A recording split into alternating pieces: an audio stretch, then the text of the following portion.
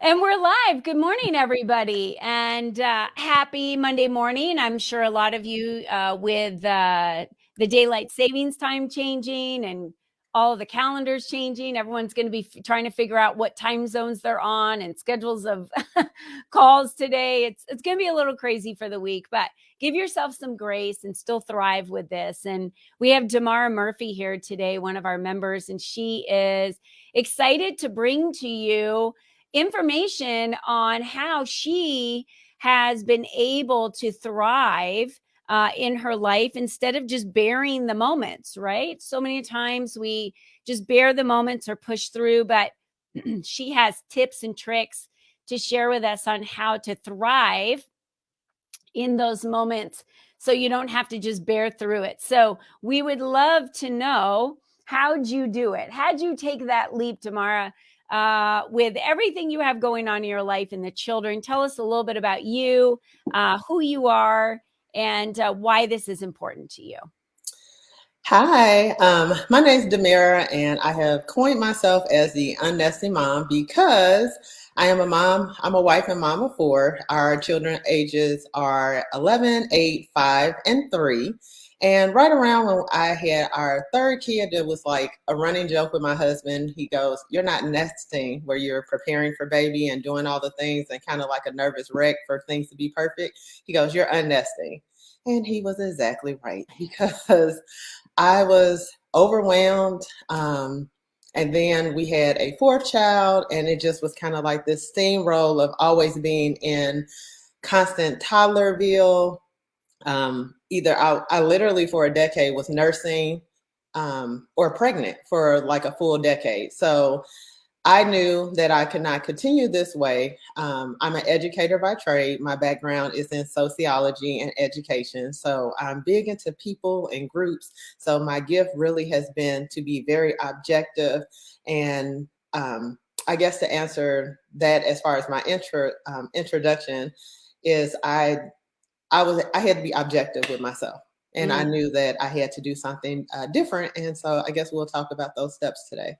Yeah, let's talk about it. So, how do we do that? How do we not bear the moments, right? I call it life is happening to you. So, if you design your life the way that you want it by design, life is happening for you. If you decide not to design your life, then life is just happening by default, right, Damara? So, what's going Mhm. to happen is it's going to happen to you, and then you're just bearing every moment. But you just switch that narrative around and you have taken the steps and are now teaching others how to thrive. So, what are those steps that they take? Well, the first thing I feel is as a parent, we need to be realistic. I know that we want to do things like provide emotional stability, making sure that kids feel safe, making sure that we are preparing them for this grand future to be doctors, lawyers, the next president. But really, it's just one day at a time. So I think the first step to unnesting is the fact that parents don't come in pretty shiny bows. We all have had like our experiences. So the first step I had to do was just really look within to see what was my parenting style, to slow down, to see why was I doing the things that I was doing, because a lot of things were on autopilot. So that helped me to realize that I was trying to eliminate stress, but in being rigid and trying to eliminate that stress, I was not like having these moments because it was one thing to the next, just like a stair step case every single Yeah. day. So I would say the first thing is to navigate our own emotions. So that work can be done by yourself. It can be done with a therapist. It can be done with self-help books, but really knowing who you are. Like why do you operate this way? What happened in your childhood?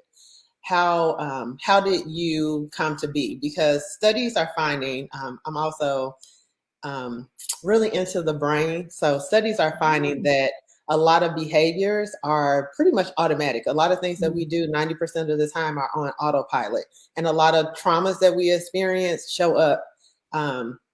And you'll find that you're triggered, and no one can trigger you better than the people that you live with. So finding that healthy medium for yourself, I would say, would be the first step to unnesting. Mm. Yeah, I love that. You talked about so many good nuggets there about being realistic, looking within and getting to know your emotions, your style, but then navigating those emotions. So, recognizing them, acknowledging them, unpacking them, and realizing that life doesn't have to be hard. How many times have you heard women or men, Damara, say that life has to be hard, right? Maybe they were raised that way, so they just believe every single day that life has to be hard, but it really doesn't need to be. Yeah, I think that takes us to like a subtopic of just mindset. Mm. Mindset is very important. I do a lot with clients on mindset, and I think it's a popular conversation to have with children about having a growth mindset, but it's very important for all humans, including adults, to have a growth mindset. So, with a fixed mindset, you are constantly seeking validation. You are unsure about yourself. You will end up in relationships or parent in a way where almost you need validation, like your children's accolades become your validation of your parenting. Where when you have a growth mindset, you believe that within yourself that there is growth and that you can change. Mm. So the means to do that comes in different ways, but the fact that there is an ability to change. Um, so I think mindset is very important, making sure that you are affirming yourself, saying affirmations. I've talked about this before. I have a affirmation book. So if I have a thought that is contrary to where I believe I am going or who I am, I write it out there, write it to get it out there, and then I write an affirmation that counteracts it. So, along with knowing who you are, I think it's important to also focus on mindset. And then from there, we can focus on how we treat our babies, how we treat children. Mhm. Yeah, it's so true.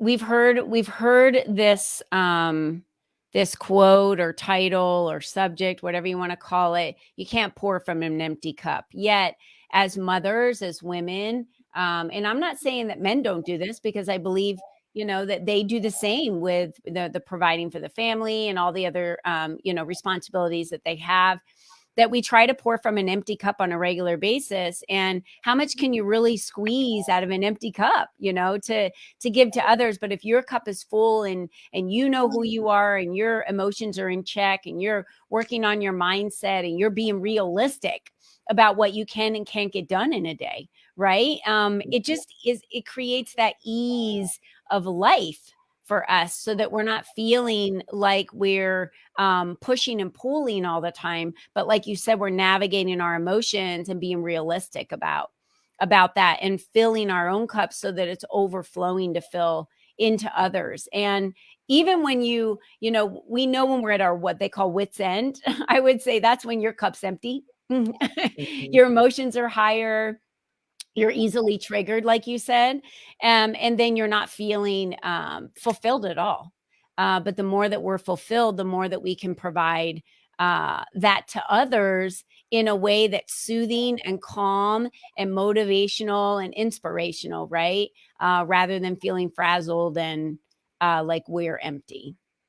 Yeah, and I like how this conversation is going because it's organic. So as we talk, you're hitting on a lot of points naturally because I think women, whether you have children or not, whether you're married or not, just the weight of this invisible load is on women.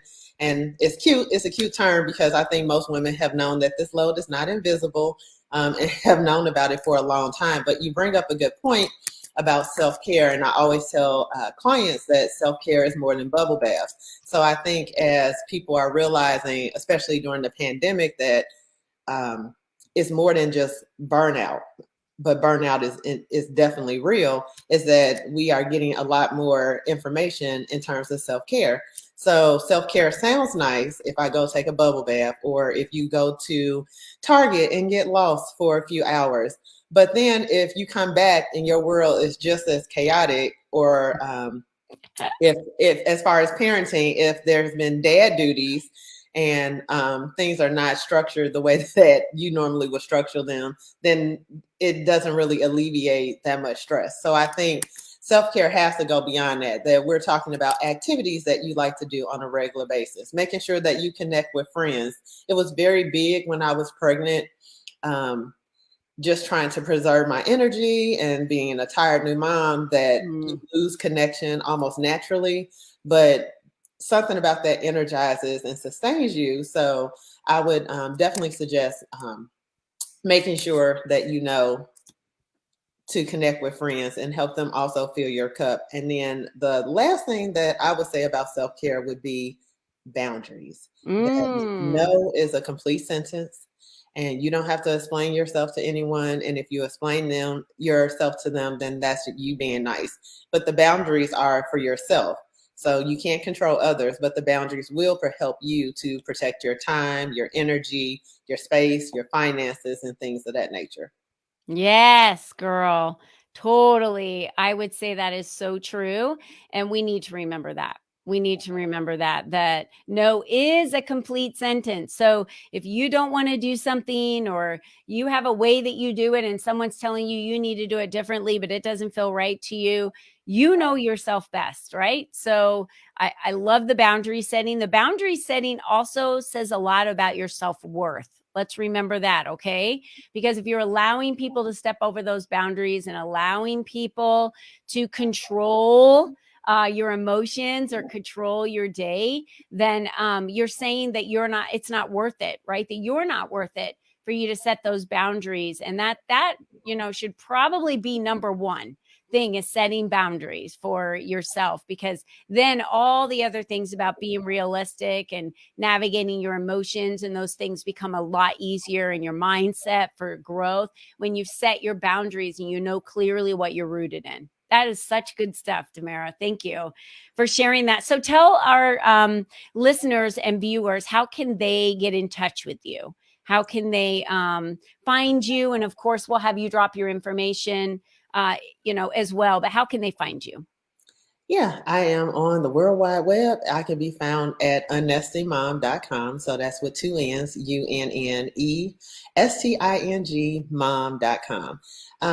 I have several platforms, but mainly I'm on IG by the same name, Unnesting Mom. Great. I love that. And what is the easiest way for people to get connected with you? Can they get connected with you on your website? Is there an easy download for them or a contact form?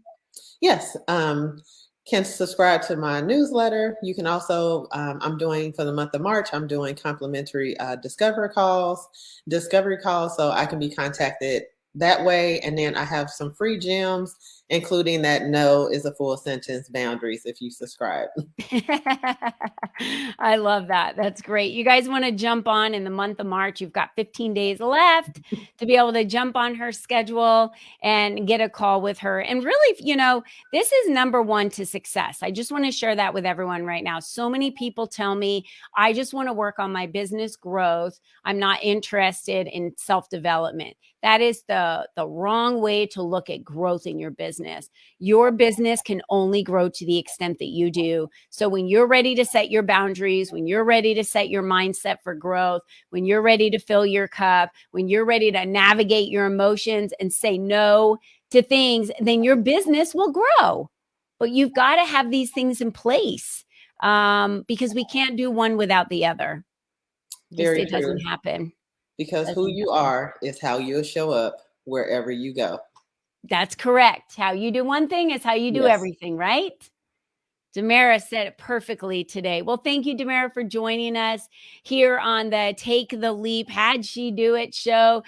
You guys, she's got little kids at home. And if she can perfect this, work on herself, set her boundaries, navigate her emotions with having little ones at home, because I hear the excuse so much, Damara, from moms of, I have to wait till my kids grow up and I can't do anything to focus on me right now. That is so not true. Go to www.unnestingmom.com and share with Damara what you're working on. Have a discovery call with her in the month of March, because if you're really looking for growth for yourself in 2022, Damara Murphy is one of those that can guide you to get there. So Damara, thank you for joining us today. It was wonderful having this chat with you. Thank you so very much. All right, ladies, until next time, have a wonderful week and be you and be strong. Bye-bye for now.